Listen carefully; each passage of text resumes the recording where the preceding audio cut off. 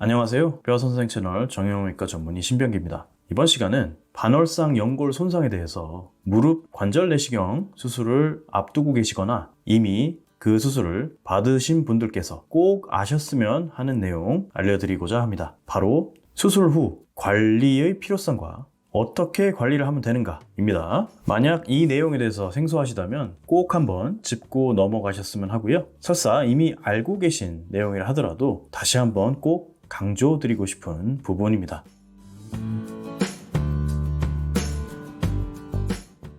반월상 연골 손상에 대한 관절 내시경 수술, 보통은 부분 절제술이라고 하는 수술을 가장 많이 시행하게 되는데요. 이 수술은 여러 가지 표현들로 아마 설명을 들으실 거예요. 반월상 연골, 찢어진 부위를 정리하는 수술이다, 혹은 도려내는 수술이다, 문제가 되는 반월상 연골 손상 조각을 청소하는 수술이다. 자, 이렇게 설명 들으셨다면 모두 부분 절제술을 의미합니다. 반월상 연골의 부분 절제술은 반월상 연골의 찢어진 조각이 있을 때 이 조각이 문제가 되고 지속적으로 통증을 일으키고 불편감을 야기시킨다면 그 찢어진 조각만 선택적으로 제거해 주는 거예요. 이 찢어진 조각이 안에서 걸리적거리면서 자꾸 염증을 만들어내고 불편감을 주기 때문에 그 친구를 없애주는 거죠. 자, 알고 계셔야 될 거는 이 수술은 당장 급한 불을 끄기 위한 수술이라는 거예요. 즉,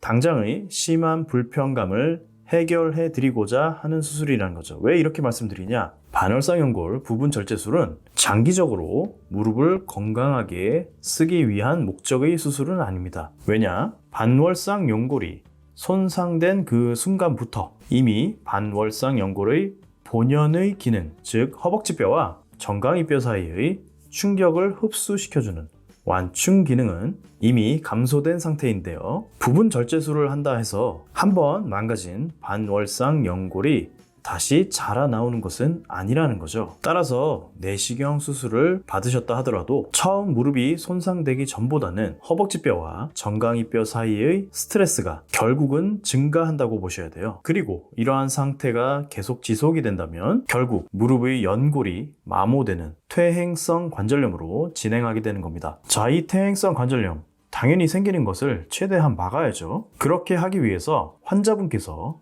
꼭 하셔야 할 가장 중요한 게 있습니다. 바로 환자분 스스로의 관리예요. 자, 그럼 관리가 도대체 뭘 얘기하는 거냐? 가장 중요한 것은 두 가지입니다. 첫 번째는 운동, 두 번째는 체중 조절입니다. 이를 자세히 한번 살펴볼게요. 첫 번째는 운동이라고 말씀드렸죠. 운동을 통해서 무릎 주변의 근육을 키우셔야 됩니다. 무릎 주변의 근육이 강화되고 발달되면 근육이 무릎 관절을 보호해 주기 때문에 관절 내부의 연골로 가해지는 스트레스도 감소하고 실제 무릎 관절로 느끼시는 불편감과 통증도 확연히 감소할 수 있습니다. 장기적인 운동으로는 걷기, 실내 자전거, 수영 등 여러 가지 운동이 도움이 되지만 만약 체중이 조금 나가신다면 기왕이면 내 체중을 딛는 운동, 즉 걷기 운동보다는 실내 자전거나 수영같이 내 체중을 무릎에 부하하지 않는 운동이 좀 더 안전하다고 보시면 됩니다. 대퇴사두근, 엉덩이 근육 같은 중요한 근육들을 단련시키는 근력 운동 역시 큰 도움이 되는데요. 예를 들어서 스쿼트 운동 같은 근력 운동 역시 무리되지 않는 선에서 안전하게 할 수 있다면 매우 좋은 운동이라고 보셔도 됩니다. 중요한 점은 이 운동 잠깐 하고 멈추셔서는 결국 효과를 장기적으로 보시기는 어려워요.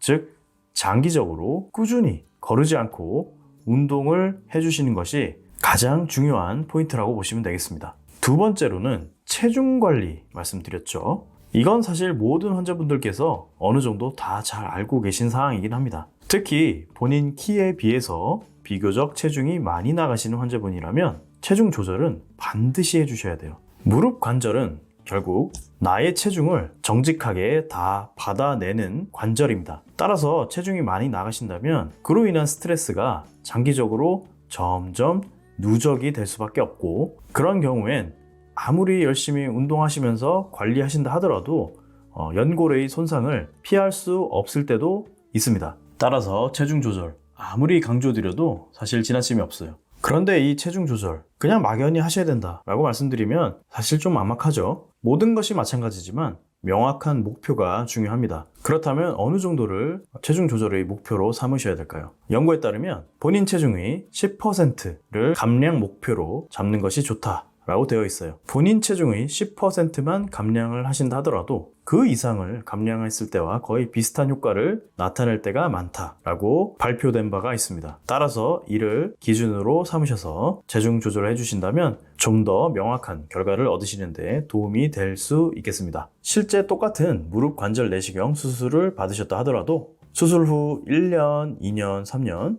계속 환자분의 경과를 봐드리다 보면 결국 결과가 장기적으로 가장 좋으신 분들은 꾸준히 운동하시고 체중이 늘지 않도록 관리를 잘 하신 분들이 대부분이라고 보시면 됩니다. 어떻게 보면 수술 자체보다도 그 이후의 관리를 어떻게 했느냐에 따라서 환자분의 무릎 건강, 장기적인 결과가 갈린다라고 말씀을 드려도 무리는 없다고 보셔도 될 것 같아요. 이에 추가적인 관리 방법이 또 있나 궁금해 하실 때가 있는데요. 사실 수술 후에 병원에서 지속적으로 관리 받으시는 것도 많은 도움이 됩니다. 필수는 아니지만 하시면 더 좋을 수 있다는 거죠. 예를 들어 정기적으로 관절 내로 윤활제 주사, 즉 연골 주사를 꾸준히 맞으시거나 관절 영양제 같은 보조적인 도움을 주는 제제들을 꾸준히 복용하시는 것이 큰 도움이 될 때가 많습니다. 하지만 여기서 다시 한번 강조드려야 될 것은 아무리 병원에서 이러한 주사나 관절 영양제로 도움을 받으신다 하더라도 본인께서 스스로 하셔야 되는 관리, 즉 운동과 체중 관리가 미흡하다면